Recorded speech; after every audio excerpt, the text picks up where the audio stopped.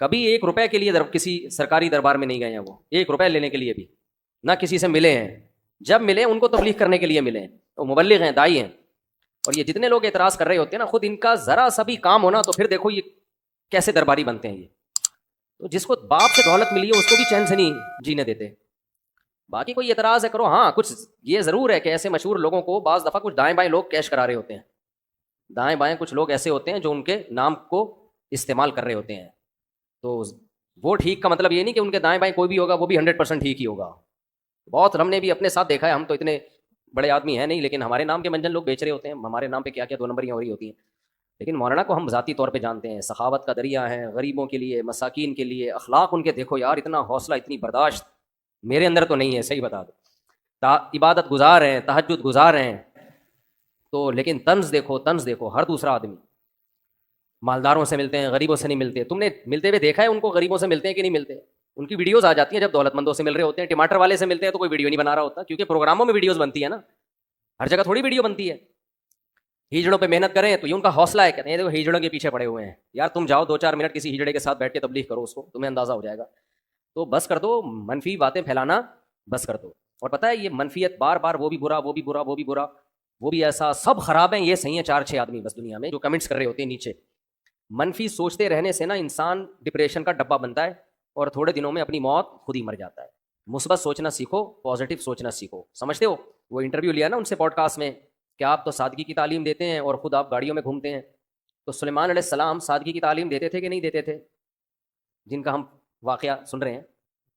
اور ایسا عرش رکھا ہوا تھا، آگے آ رہا ہے، ایسا تخت، لگژری تخت تھا کہ آپ کی سوچ جہاں ختم ہوتی ہے وہاں سے سلیمان علیہ السلام کا تخت شروع ہوتا ہے. تو دولت رکھنا سادگی کے خلاف نہیں ہے. سمجھتے ہو کہ نہیں سمجھتے؟ ایک صاحب کہنے لگے MTJ کی پروڈکٹ کی قیمتیں دیکھو تو ہوش اڑ جاتے ہیں. تو مت خریدو نا، ساتھ والی غریب والی دکان سے خرید لو. بہت زیادہ قیمت پہ بیچ رہے ہیں تو مت خریدو بھائی. اور وہ کون سا دکان پہ بیٹھ کے بیچ رہے ہیں؟ تو نیچے لوگ ان کا بزنس سنبھالا ہوا ہے، نام ان کا استعمال ہو رہا ہے، اور اگر بیچ رہے ہیں ڈبل ٹرپل کر کے بیچ رہے ہیں تو آپ مت خریدو نا. آپ کا دماغ خراب ہے، وہیں سے لوگے آپ.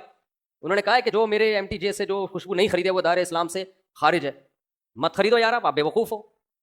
تو پرسنل لائف میں اس طرح سے، جو میں نہیں کہہ رہا وہ فرشتے ہیں ان سے غلطی نہیں ہو سکتی، کوئی علمی لحاظ سے کسی پر کوئی اشکال ہو تو مہذب طریقے سے کیا جا سکتا ہے، وہ ٹھیک ہے. وہ تو اللہ کے پیغمبر کے علاوہ کوئی بھی غلطی سے پاک نہیں ہے. حضرت مولانا طاری جمیل صاحب، ہم ان کی خاک کے برابر بھی نہیں ہیں. ان سے اللہ نے جو ہدایت کا کام لیا اس کا 10واں حصہ بھی ہم نہیں کر سکے. بہت بڑے بزرگ ہیں، لیکن کوئی کتنا بھی بڑا عالم ہو اس سے مسٹیک ہو سکتی ہے. حضرت سے یہ غلطی ہوئی ہے کہ انہوں نے ایک بھری محفل میں یہ بتایا کہ گاؤں میں ایک عورت کے 10 بچے تھے، تو میں نے اس عورت کو مشورہ دیا کہ آپریشن کر لو. چونکہ یہ ایک نجی مجلس میں بات ہوتی تو پھر تو میری کیا اوقات ان کے سامنے کہ میں ان کو غلطی پر تنبیہ کروں، میری تو کوئی اوقات نہیں ہے. لیکن چونکہ ایک بھری محفل میں بات ہوئی ہے اور ان کی ایک بڑی ویلیو ہے، اہمیت ہے، بہت سے لوگ ان کے اس تبصرے سے، بہت سی عورتیں وہ مس گائیڈ ہو سکتی ہیں اور وہ آپریشن کرا سکتی ہیں کہ بچہ آئندہ نہ ہو. تو حضرت سے یہ خطا ہوئی ہے اور ہر آدمی سے ہو سکتی ہے خطا. ہمیں بات وہ لینی ہے جو اللہ اس کے رسول کی ہے. بات آئیے سمجھ میں. 10 بچے بھی ہو جائیں، 20 بھی ہو جائیں، عورت آپریشن، حضرت نے جو یہ ان کو مشورہ دیا نا اس گاؤں کی عورت کو، یہ غلط مشورہ دیا. غلطی ہوتی ہے، مجھ سے بھی ہوتی ہے، میں بڑی بڑی مسٹیک کرتا ہوں اور ہم سے تو زیادہ ہوتی ہے، ان سے کم ہوتی ہے، لیکن یہ بہت بڑی مسٹیک ہوئی ہے حضرت سے، کیونکہ ہر ایک سے ہو سکتی ہے. لیکن یہ غلط ہے، حرام ہے. 10 کیا 15 بچے بھی ہو جائیں، آپ حمل روکنے کے لیے آپریشن نہیں کر سکتے، نہ مرد نسبندی کر سکتا ہے. اس کی دلیل کیا ہے؟ دلیل اس کی یہ ہے کہ اللہ نے انسان کو اس کے جسم میں کانٹ چھانٹ کی اجازت نہیں دی ہے. خودکشی کیوں حرام ہے؟ آپ اپنے آپ کو مار نہیں سکتے. آنکھ پھوڑنا جائز ہے اپنی، کیونکہ آنکھ میں دیکھنے کی طاقت ہے. آپ کو یہ اجازت نہیں ہے کہ آپ اپنی آنکھ سے دیکھنے کی طاقت ختم کر دیں. کانوں میں اللہ نے سننے کی طاقت رکھی، آپ کان کی خودکشی نہیں کرا سکتے. یعنی جیسے اپنے آپ کو نہیں مار سکتے تو کسی عضو کو بھی نہیں مار سکتے آپ. بات آ رہی ہے سمجھ میں؟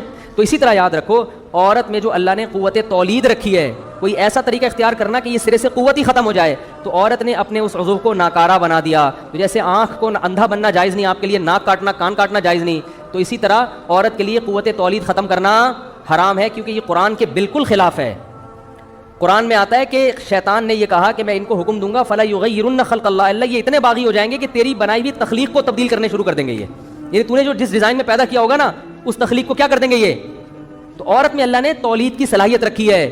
عورت وقتی طور پر حمل روکنے کی تدبیر اختیار کر سکتی ہے کسی ضرورت سے، جیسے صحابہ بھی کرتے تھے، لیکن قوت تولید کو کسی قیمت پہ ختم نہیں کر سکتی. یہ پھر اللہ کی بنائی ہوئی تخلیق کو کیا ہے؟ اور یہ سب کے نزدیک حرام، دیوبندی بھی علماء بھی حرام کہتے ہیں،